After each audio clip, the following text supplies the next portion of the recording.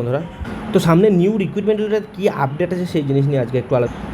তো upcoming 5th June যেটা শুক্রবারে রিক্রুটমেন্ট যে বোর্ড আর কমিশনগুলো আছে সেগুলোর সঙ্গে অনারেবল চিফ মিনিস্টারের মিটিং আছে। সেখানে আপকামিং যে রিক্রুটমেন্টগুলো হবে সেগুলোর যে রুলস কিছু যদি চেঞ্জ করতে হয়, রিক্রুটমেন্টগুলো কত তাড়াতাড়ি করানো যায়, এই জিনিস নিয়ে সকলের সঙ্গে মিটিং আছে।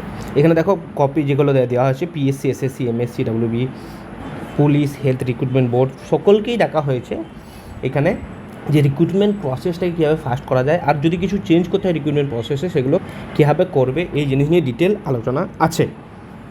তো 5 তারিখের পর যে আপডেট কীরকম আসবে, যে কোন রিক্রুটমেন্টগুলো আসতে পারে, কিছু রিক্রুটমেন্ট প্রসেস চেঞ্জ হয়েছে কিনা সেগুলো তোমরা ডিটেল খবর পেয়ে যাবে।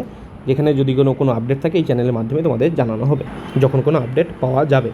নেক্সট দেখো একটা কর্মসংস্থানের একটা পেজ যেখানে লেখা আছে যে এখানে আমরা আগে একটা আলোচনা করেছিলাম যে জুন মাসের 3 তারিখের মধ্যে যে সমস্ত দপ্তরের যে শূন্য পদ সেগুলো আপডেট করতে বলা হয়েছে বা রিপোর্ট করতে বলা হয়েছে। তো অ্যাপ্রক্সিমেট একটা আইডিয়া পাওয়া যাচ্ছে যে 4 লাখের মতো ভ্যাকেন্সি প্রায় ওয়েস্ট বেঙ্গল গভর্নমেন্টের রয়েছে প্রত্যেকটা দপ্তর মিলিয়ে।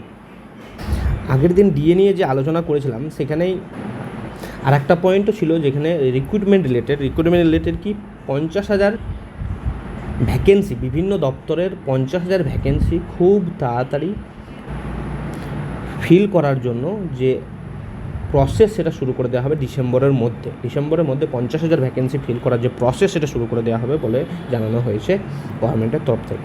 সো বিভিন্ন দপ্তরে অ্যাপ্রক্সিমেট এই ভ্যাকেন্সিটা থাকার একটা প্রবণতা রয়েছে অ্যাজ পার কর্মসংস্থান যে পত্রিকায় দেওয়া হয়েছে। সো নিজের প্রিপারেশন বুস্ট করো। নেক্সট কোনো আপডেট পেলে অবশ্যই কমেন্ট চ্যানেলে জানানো হবে।